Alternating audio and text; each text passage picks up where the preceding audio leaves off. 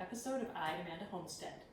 So what we're going to be talking about today is how to turn Roma tomatoes into tomato paste in a way that's kind of easier and I guess more lazy because I don't blanch the tomatoes first. I don't take out the peels. I don't take out the seeds. I just leave all that stuff in there. As far as I'm concerned, there's like nutrition in there, and all the better just to leave them on. All right, so we're going to show you a few different methods that you can do it depending on whether you're going to do a little bit or a lot. All right, let's get started. Okay, so here are all of our Roma tomatoes, and the first thing that we are going to do with them is we are going to wash them. So I've got my sink full of Roma tomatoes, and I'm just going to kind of move around a little bit here just to wash them. And I just leave them in here until I finish the sink full, and then I put more in. Just like that. Okay, and then what I'm going to do after I've washed them is I'm just going to cut them probably into quarters. Or if you got a giant Roma tomato like this one, I might cut this into 8. And as you can see, I am not peeling them. I am not cutting off the ends. This is the lazy person's way to make tomato paste. But remember, you can justify it to your friends by saying they're full of nutrition this way. And I'm going to fill up my bowl with those beautiful tomatoes. So now I've got my bowl of chopped up tomatoes here. Now, and this is where we can kind of talk about the different ways that you can do this. So what I'm going to do is I have my stand mixer here, and I've got a food mill, which I'm going to use to kind of crush up these tomatoes, and then I'm going to cook them down into these pans here, which we'll talk about. If you don't have something like this, you can still make tomato paste. Probably what I would do then is I would put these into a pot with just a little bit of water in the bottom, and I would cook them till they're soft, and then I would either, you can go really low tech and just use a masher and just mash them up. The only thing is then you're still going to have bits of skin, so you'll have to see what you think about that. The other thing that you can do is you can get a little food mill, and you put your kind of tomato pulp in here, and then you know, it goes around and around and around, and then it'll take out the skin and the seeds. I'm going to do it this way because I do a fair amount of it, and then it's totally worth it to do this for me. All right, so let's get started, right? I'm going to put a few in here.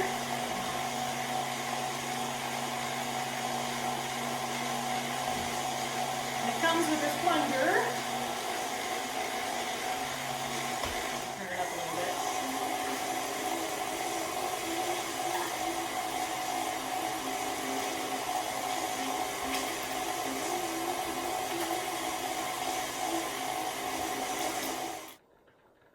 Okay, so our food processing is done, and you can kind of see, this is my big kind of tray of tomato puree, which I am have already started boiling in the other side here.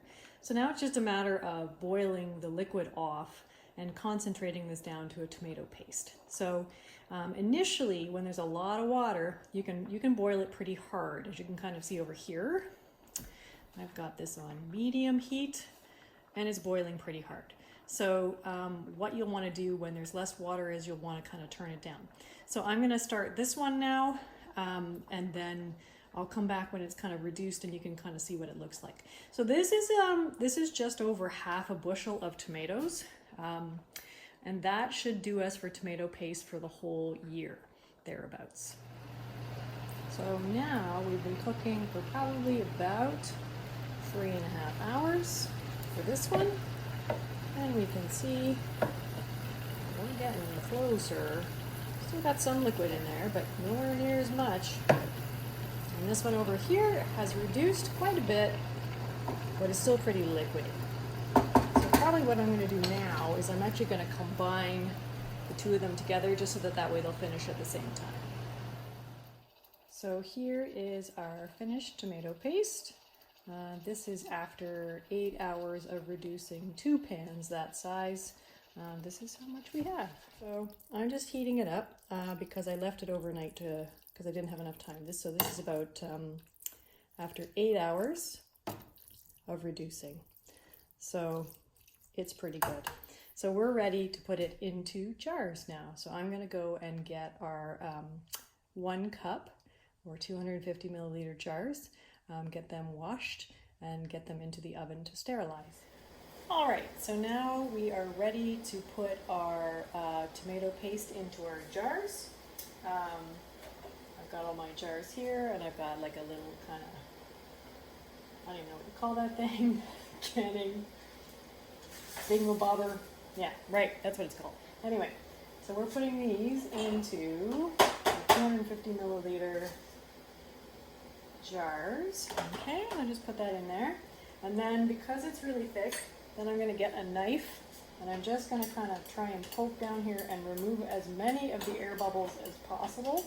But this stuff is really super thick because I cooked it for a long time because I like it that way. You could do it less if you wanted. All right, and then you want to make sure that it's about an inch away from the top there. So I just have a spoon that I take out the excess.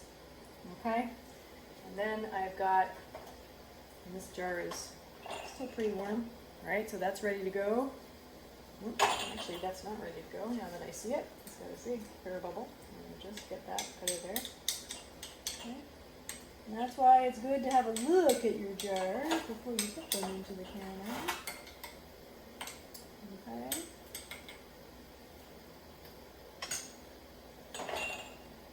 Okay, and that one is ready to go into the canner. So then what I'm going to do is I'll just get a cloth and I'll wipe around the lip here just to remove any tomato residue. And then I'll put the canning lids on and then I'll put it into my water bath canner.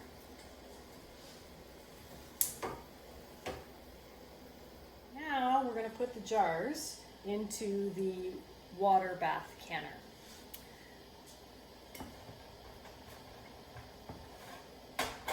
You just need to have enough water in there that they're going to be covered by about an inch worth. Okay. And there they are in there. We'll bring that up to a boil and then we'll put the lid on and we will put it in the water bath for 45 minutes, okay? Which is a long time.